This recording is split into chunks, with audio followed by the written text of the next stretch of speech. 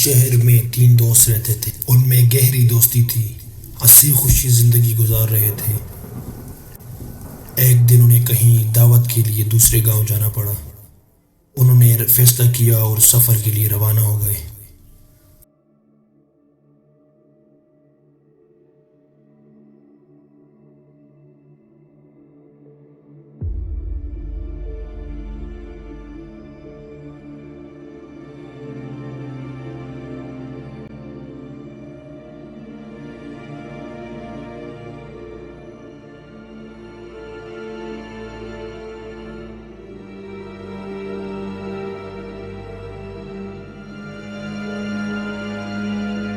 چلتے چلتے وہ گاؤں کے قریب پہنچے۔ دن بھر کی اس سفر نے انہیں تھکا دیا تھا اور انہوں نے فیصلہ کیا کہیں رک کر آرام کرنے کا۔ اچانک ان میں سے ایک کی نظر قریب پڑی تھیلی پر جا پڑی۔ اس نے دوڑ کر تھیلی کو اٹھا لیا۔ جب اسے کھول کر دیکھا تو وہ تینوں خوشی کے مارے اچھل پڑے۔ وہ تھیلی سونے کی سکوں سے بھری ہوئی تھی۔ انہوں نے فیصلہ کیا کہ اس رقم کو 3 برابر حصوں میں بانٹ لیں گے۔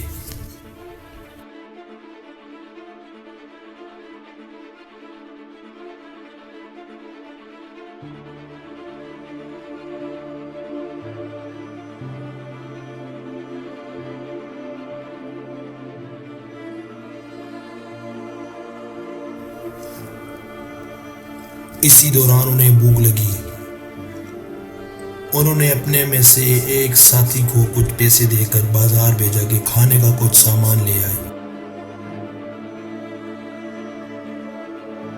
جب وہ کھانا لانے کے لیے روانہ ہوا تو باقی 2 دوستوں کے دل میں لالچ پیدا ہو گیا۔ انہوں نے سوچا کہ جو ہی ہمارا دوست کھانا لے کر آئے گا ہم اسے مار ڈالیں گے۔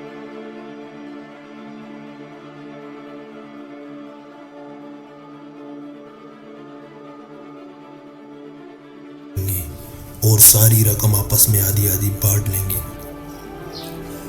کچھ ایسا ہی لالچ ان کے تیسرے دوست کے دل میں بھی پیدا ہو گیا جو کہ کھانا لانے بازار گیا تھا۔ وہ سوچ رہا تھا کہ تیسرے سے کی تھوڑی سی رقم سے میرا کیا بنے گا، کیوں نہ میں کھانے میں زہر ملا دوں اور پوری کی پوری رقم کا میں اکیلا مالک بن جاؤں۔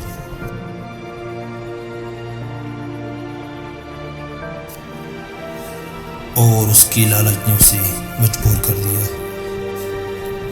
اور وہ جب کھانا لے کر جنگل پہنچا تو پہلے دوستوں نے اس کو شاباشی دی۔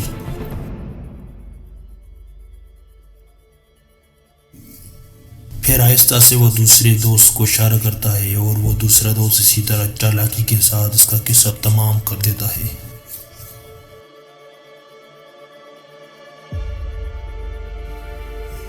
اپنے ساتھی کو قتل کرنے کے بعد وہ اطمینان سے کھانا کھانے بیٹھے۔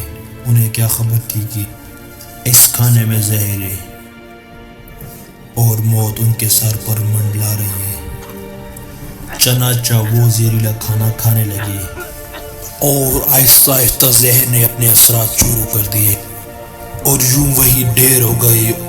سونے کے سکے وہی دھرے کے دھرے رہ گئے۔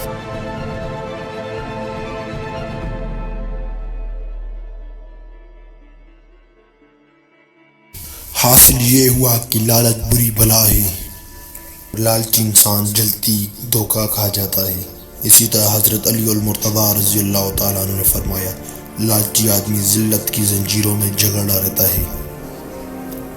آرام سے زندگی گزارنا چاہتے ہیں تو اپنے دل سے لالچ نکال دیں۔ اللہ ہمیں اس پر چلنے کی توفیق عطا فرمائے، آمین یا رب العالمین۔